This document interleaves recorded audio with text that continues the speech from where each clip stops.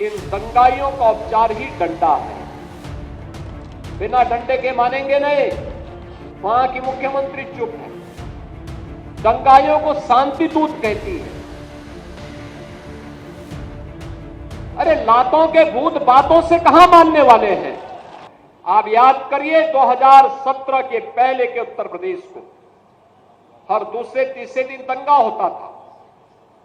बहनों और भाइयों, इन दंगाइयों का उपचार ही डंडा है। बिना डंडे के मानेंगे नहीं। आप देख रहे होंगे बंगाल जल रहा है। वहां की मुख्यमंत्री चुप है।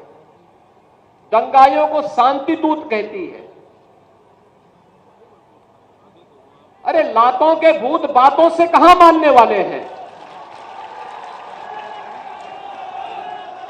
लेकिन सेकुलरिज्म के नाम पर इन लोगों ने दंगाइयों को दंगा करने की पूरी छूट दे रखी है। पूरा मुर्शिदाबाद पिछले एक सप्ताह से चल रहा है। सरकार मौन है। बहनों और भाइयों, इस प्रकार की अराजकता पे लगाम लगनी चाहिए और मैं धन्यवाद दूंगा इस बात के लिए वहां की माननीय न्यायालय को, जिन्होंने वहां पर केंद्रीय बलों की तैनाती करके वहां के अल्पसंख्यक हिंदुओं की सुरक्षा की व्यवस्था करने के लिए कदम उठाया है और आज केंद्रीय बल वहां पर तैनात है। आपने वहां की पीड़ा सुनी होगी। सब लोग मौन है। कांग्रेस मौन है मुर्शिदाबाद के दंगों पर। कांग्रेस मौन है। समाजवादी पार्टी मौन है। टीएमसी मौन है। वे धमकी पे धमकी दिए जा रहे हैं। समर्थन कर रहे हैं। बांग्लादेश के अंदर जो हुआ था उसका समर्थन कर रहे हैं बड़ी बेशर्मी के साथ। अगर उन्हें बांग्लादेश अच्छा लगता है तो उनको बांग्लादेश ही जाना चाहिए। क्यों भारत की धरती पर बोझा बने हुए हो। क्यों भारत की धरती पे बोझा बने हुए हो। हम आभारी हैं प्रधानमंत्री मोदी जी के और गृह मंत्री अमित शाह जी के, जिन्होंने वक्फ संशोधन अधिनियम को पारित करके गरीबों की जमीनों पर, सार्वजनिक जमीनों पर पड़ने वाली डकैती पर लगाम लगाने का काम इस अधिनियम, संशोधन अधिनियम के माध्यम से पारित किया है। अब ये जमीन जो वापस आएगी, बहनों और भाइयों, इसमें हॉस्पिटल बनेंगे, इनमें गरीबों के लिए मकान बनेंगे, हाई राइज बिल्डिंग बनेगी, यहां पर स्कूल बनेंगे, विश्वविद्यालय बनेंगे, निवेश के लिए लैंड बैंक बनेगा। लेकिन किसी को जमीन पर कब्जा करके गुंडागिर्दी करने की छूट अब नहीं मिलेगी। इसलिए लोग परेशान हैं, क्योंकि जमीन के नाम पर जो लूट थी वह रुकने वाली है और उसलिए इन लोगों को परेशानी है। परेशानी इस बात को लेकर के कि अब गुर्गे खाली हो जाएंगे। तो पहले जो जनता को लूटते थे, इनको अब भय है कि इनके द्वारा पाले गए गुर्गे कहीं भस्मासुर हुए तो कहीं अब इन्हीं को न लूटने लग जाएं। इनके द्वारा अकूत संपत्ति जो अर्जित की गई है उसी पर डकैती न डालने लग जाए। इसलिए उस भय के कारण ये वक्फ के नाम पर जनता को बेवकूफ बनाने का काम कर रहे हैं। जनता की आंखों में धूल झोंकने का काम कर रहे हैं, गुमराह करने का काम कर रहे हैं। लेकिन गुमराह होने की आवश्यकता नहीं। हमें देश के संविधान पर, बाबा साहब भीमराव अंबेडकर के द्वारा बनाए गए संविधान पर विश्वास करना है। विकास की प्रक्रिया के साथ जुड़ना है और विकास की प्रक्रिया का ही परिणाम है। मैं देख रहा था हरदोई के अंदर, हरदोई जनपद में प्रधानमंत्री आवास योजना और मुख्यमंत्री आवास योजना में 1,15,000 परिवारों को एक एक आवास प्राप्त हुआ है।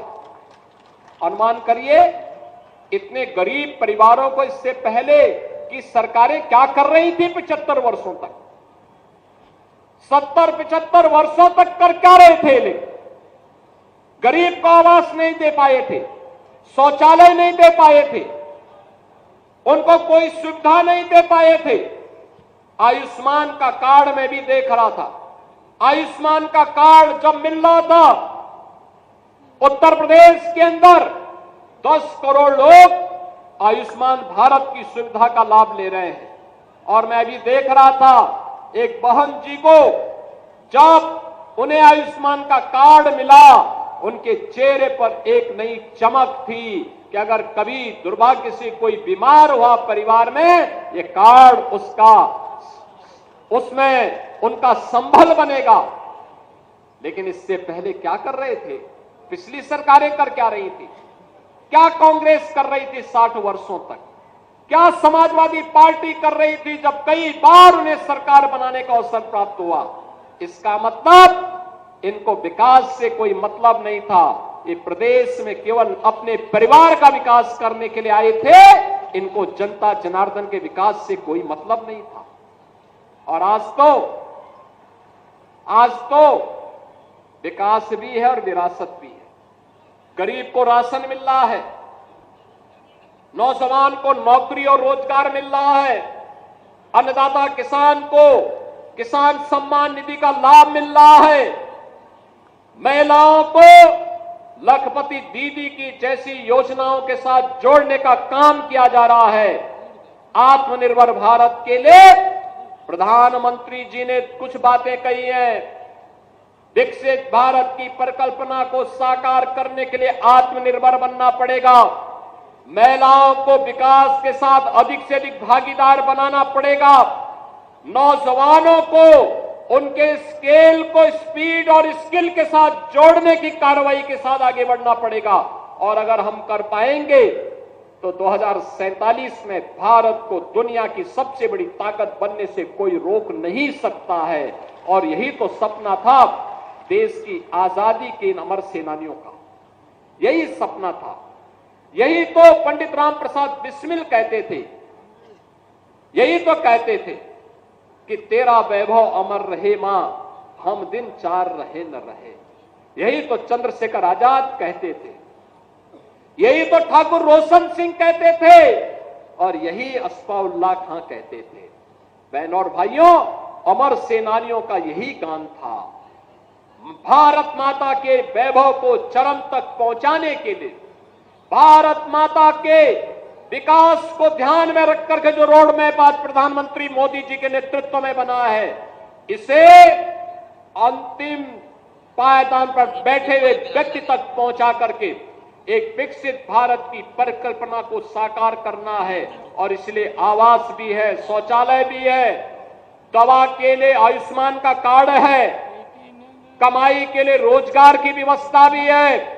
और अभी सरकार ये व्यवस्था करने जा रही है कि गरीबी रेखा के नीचे जीवन यापन करने वाले प्रत्येक परिवार को हम लोग सभी सुविधाओं से आच्छादित करने का कार्य भी करेंगे और परिवार के एक सदस्य को नौकरी और रोजगार के साथ जोड़ने का काम भी करेंगे।